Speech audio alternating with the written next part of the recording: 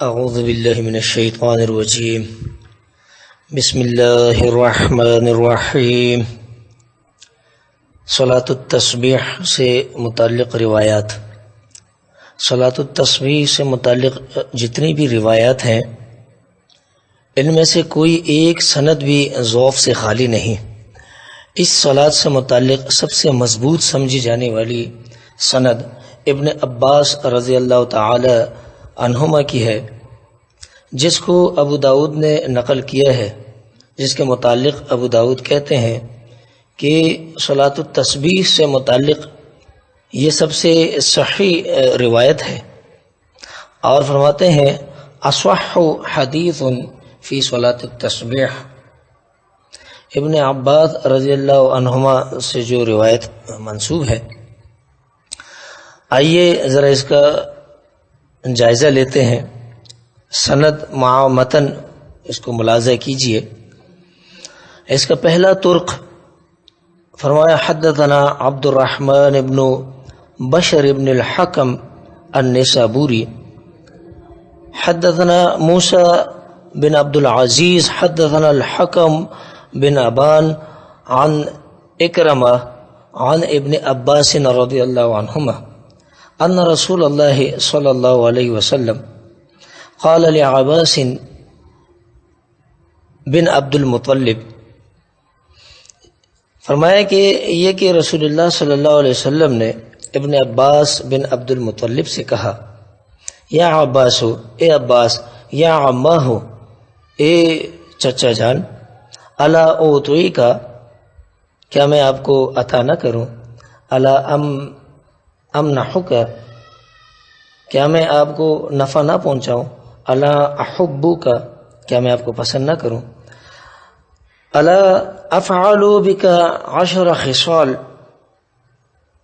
کہ میں آپ کو 10 باتیں بتاتا ہوں، 10 چیزیں بتاتا ہوں، اذا انت فعلت ذلك غفر اللہ لک ذنبک، اگر آپ اس کے اوپر عمل کریں گے، جب آپ اس کے اوپر عمل کریں گے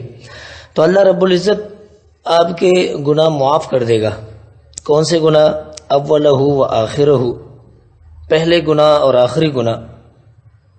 قدیمہ و حدیثہ، پرانے اور نئے، خطواہ و عمدہ، جان بوجھ کر دانستہ یا غیر دانستہ کیے گئے گناہ، صغیرہ و کبیرہ، چھوٹے گناہ اور بڑے گناہ، سرہ و اعلانیہ، چھپے کیے گئے گناہ اور واضح اعلانیہ کیے گئے گناہ، 10 خصال، یہ 10 باتیں ہیں۔ فرمایا کہ ان تصلی 4 رکعت، کہ جب آپ 4 رکعت صلاۃ ادا کریں، تقرأ فی کل رکعت فاتحۃ الکتاب وسورہ، تو آپ اس کے اندر فاتحۃ الکتاب یعنی سورۃ الفاتحہ پڑھیں اور اس کے بعد کوئی سورت ملائیں۔ فَإِذَا قَرَأْتَ مِنَ الْقِرَاءَةِ فِي أَوَّلِ رَكَعَةٍ، جب آپ اس کو پڑھ کر فارغ ہو جائیں تو وَأَنْتَ قَائِمًا، اور آپ کھڑے ہی کھڑے، قُلْتَ، پھر کہیے، سبحان اللہ والحمد للہ ولا الہ واللہ اکبر، یہ 4 کلمات آپ کہیں 15 مرہ، 15 مرتبہ، ثم ترکعوا، پھر رکوع کیجئے، فتقولها وانت راکع 10، تو آپ رکوع کے اندر بھی حالت رکوع میں 10 مرتبہ یہی کلمات پڑھیے، ثم ترفع رأسک من الرکوع، اور جب آپ رکوع سے سر اٹھائیں تو پھر 10 مرتبہ یہی کلمات پڑھیے، فتقولها 10، پھر آپ 10 مرتبہ یہی کلمات پڑھیے، ثم تہوی ساجدہ فتقولها وانت ساجد 10، اور جب آپ سجدہ کریں تو بحالت سجدہ 10 مرتبہ یہی کلمات پڑھیں، ثم ترفع رأسک من السجود فتقولها 10، اور جب سجدے سے آپ سر اٹھائیں درمیان میں تو پھر آپ جو ہے یہی کلمات 10 مرتبہ پڑھیں، پھر ثم تسجد فتقولها 10، ثم ترفع رأسك فتقولها 10، پھر آپ سجدے میں جائیں تو بالت سجدہ 10 مرتبہ پڑھیں، اور جب سجدے سے سر اٹھائیں پھر 10 مرتبہ پڑھیں۔ فذلك 75، تو یہ 75 مرتبہ ایک رکعت میں آپ پڑھ چکے۔ فی کل رکعت تفعل ذلك فی 4 رکعات، تو فرمایا کہ جب یہ آپ ہر رکعت میں اس طرح پڑھیں گے جیسے پہلی رکعت میں پڑھا، تو یہ صلاۃ جو ہے صلاۃ التسبیح 4 رکعت، فرمایا ان استطعت ان تصلیها فی کل یوم مرہ، کہ اگر آپ طاقت رکھتے ہیں تو ہر دن میں اس کو ایک مرتبہ پڑھ لیا کریں۔ فإن لم تفعل ففي كل جمعة مرہ، اگر آپ ایسا نہ کر سکے تو ہر جمعے کو آپ یہ صلاۃ التسبیح پڑھیں۔ فإن لم تفعل ففي كل شهر مرہ، اور اگر ایسا بھی نہ کر سکے تو ہر مہینے میں ایک مرتبہ پڑھ لیا کریں۔ فإن لم تفعل، اور اگر ایسا بھی نہ کر سکیں، ففي كل سنة مرہ، تو پھر ہر سال میں اس کو ایک مرتبہ پڑھ لیا کریں۔ فإن لم تفعل، اگر آپ ایسا نہ کر سکے تو پھر ففي عمرك مرہ، تو پھر اپنی زندگی میں اسے ایک مرتبہ آپ پڑھ لیں۔ تو یہ وہ روایت ہے جس کو ابو داود لے کر آئے ہیں، ابن عباس رضی اللہ تعالیٰ عنہ سے انہوں نے منسوب کیا ہے، کتاب التفریح کے اندر جو یہ موجود ہے۔ تو اس میں آپ دیکھیے کہ عبداللہ بن عباس رضی اللہ عنہما کہتے ہیں، ان سے یہ روایت پوری جو منسوب ہے، اس روایت کے جو مرکزی راوی ہیں موسیٰ بن عبد العزیز، جن سے متعلق محدثین کی آراء اور اپنی رائے ذہبی جو ہے وہ نقل کرتے ہیں اور کہتے ہیں وَلَمْ يَذْكُرُهُ أَحَدٌ فِي كُتُبُ الضُّعَفَاءِ أَبَدًا وَلَكِنْ مَا هُوَ بِالْحُجَّةِ، اگرچہ اس کا ذکر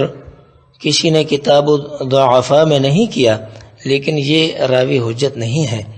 یعنی اس کی روایت کو دلیل نہیں بنایا جا سکتا۔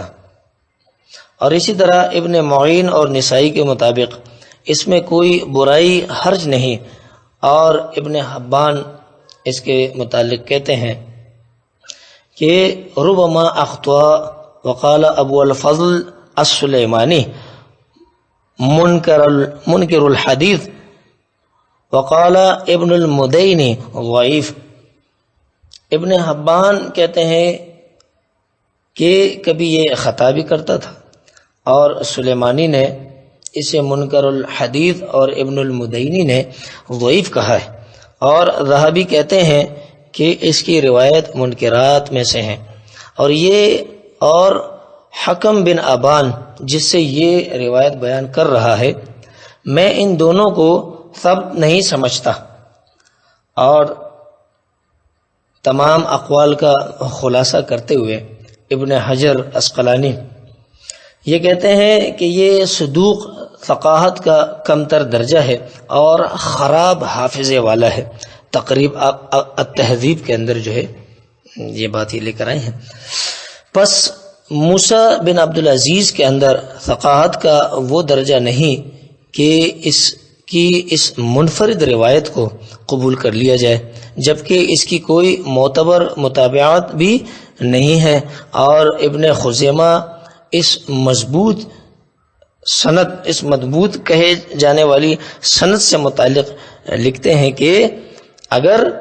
یہ خبر یہ سند صحیح ثابت ہو بھی جائے تب بھی اس کے متعلق دل میں کچھ خلجان رہ جاتی ہے۔ مزید اس سند کے مرسل اور موصول ہونے میں اختلاف ہے۔ اس کا دوسرا طرق جو ہے وہ کچھ اس طرح ہے،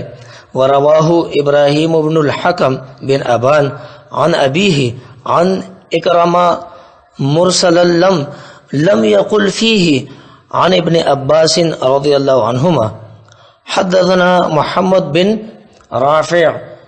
حدثنا إبراهيم بن الحكم۔ ابن خزیمہ اس کے متعلق کہتے ہیں کہ حکم بن ابان سے ہی اس کو ابراہیم بن حکم نے مرسل روایت کیا ہے، اگرچہ یہ ابراہیم ضعیف ہے